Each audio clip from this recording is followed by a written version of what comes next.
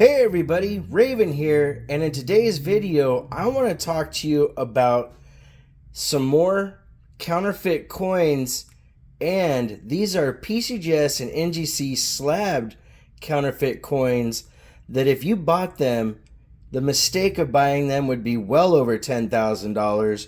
We'd be talking about $26,000 give or take for just two coins. If you made the mistake of buying these, I want to show you the PCGS coins in question first, and then we'll look at the NGCs and explain why these are legit slabs and these are the ones that would cost you so much money.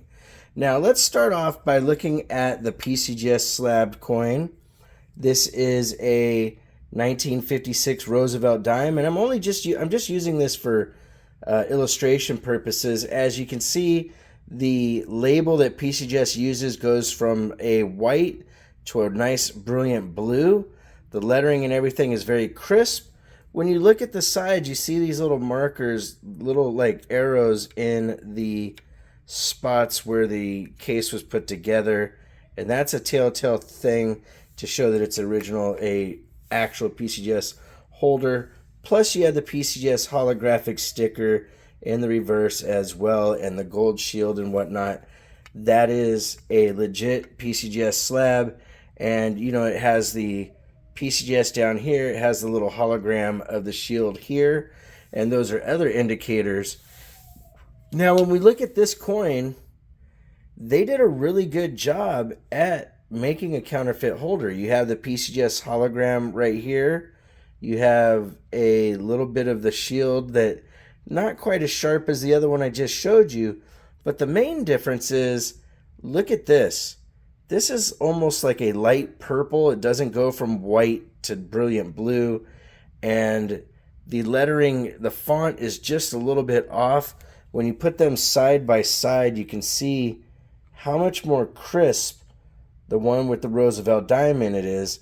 And if you look up an 1893S, the reason you might want to know why they would counterfeit this coin is this is supposed to be an 1893S PCGS slabbed and certified AU50 in last month's gray sheet book.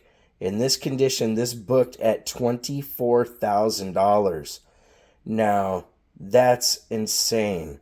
That if somebody were to make the mistake of buying this, and look at this, you see the reverse where it's supposed to have a hologram. It's not the correct hologram. They did an okay job at trying to make it look like a good one, but it's not the same as you would see when you turn this one around, how clean and clear that is. This one's a little bit fuzzy. It does reflect, but it doesn't reflect the same way. Then when you look at the coin overall, it's just very suspect right off the bat. You know, some of the details there are just kind of flat, and for it supposed to be an AU50, it's actually would have been a little bit higher, but this is probably a 98 because you can see the 3 there. Looks very suspicious, you know, like they just etched out the 2 little parts to make it a 3 versus a 98, which of course is way different money. And this coin here, like I said, if you made the mistake and bought this like this, you'd be losing out on $20,000+. I think the most current PCGS guy or gray sheet has this at like still close to $20,000. They go up and down in value all the time, but this is one of the most key date coins out there. So that's a pretty crazy mistake if somebody was to buy that and, you know, get that from somebody to take it home. And that came, oh, and another thing, if you look, there's a weird, like, the frostiness on this is not as clear as the frostiness on this. Even though this has texture, this one's really dull. You know, there's those subtle differences that let you know right off the bat, but the label was one of the most telltale signs right, like I said, right off the bat. And the next thing we're going to show you is a 1904 $20 gold piece, you know, a double eagle. And just right looking at it, you can tell that if this was supposed to be an MS-62, it wouldn't be flat like this. The coin just looks really weird. There's hardly any detail as far as crispness and sharpness throughout the head and everything. And when you flip it over, it just doesn't look right. It shouldn't turn side to side. Well, no, it doesn't turn side to side. It does flip. My mistake. Now, they did well. They got a pretty good holograph on the back. But, again, when you look at the color of this white compared to the white in the real NGC slab, there's a big difference. And this would cost you about $2,400, give or take, depending on where gold is. And that's why between the two coins, you know, you're looking at the least amount of money you'd be losing out is about 23 grand to 26,000 if you bought both these coins. Now, here's another thing right here.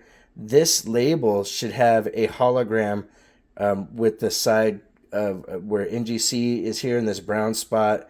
And I'll show it to you on the other label. And again, the fonts on these aren't as crisp as the other one. Now, when I show you this one, you see the hologram that's right here on the front. You see how crisp these are. You see how white that is. This also has the little triangles here. Now this, they have the triangle, but it's not exactly as thick. Does it match up and sit in there right? It's a pretty good fit. But those are the things that let you know, plus how the coin itself looks like. So when you're dealing with buying coins, and especially very high-end coins, it's very, very important that if you have any hesitation, that you go to your local coin shop dealer and deal with them and have them be a middleman.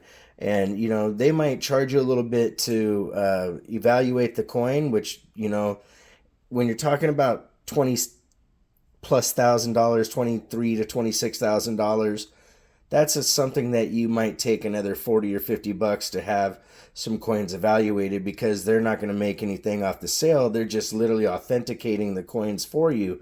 And even though it's sitting in a slab, that slab is not always guaranteed to be a legitimate slab. You can look up the codes, and sometimes they've even got the codes down perfectly, you know. So but there's other things that literally tell you this is not the right thing, you know, the right slab. Now, if I'll show you these side by side again, you'll see what I mean about how the texture on this one is a lot clearer. This one's a lot fuzzier around the whole holder as the whole. The stickers don't match up. The holographics, you know, don't match at all. This one is a very poor hologram. And, you know, that's what the PCGS is. Again, with the NGCs, you have the holographic part here versus non-holographic, the really sharp font versus the non-sharp font. Same thing with the fonts on the PCGS. Just those things alone. Plus, this gold one's super obvious. I mean, it's just really sad. But, you know, like I said, make sure that you take those kind of coins, big purchases, to your local coin shop or anybody that you know that is considered an expert, and have them take a second look. If you want to correspond, it's ravenhawkcoins@gmail.com. Our P.O. Box is 721-296, Norman, Oklahoma, 73070. Like always, please make sure to take care of one another, and we'll see you real soon. Ravenhawk Coins, have a great day.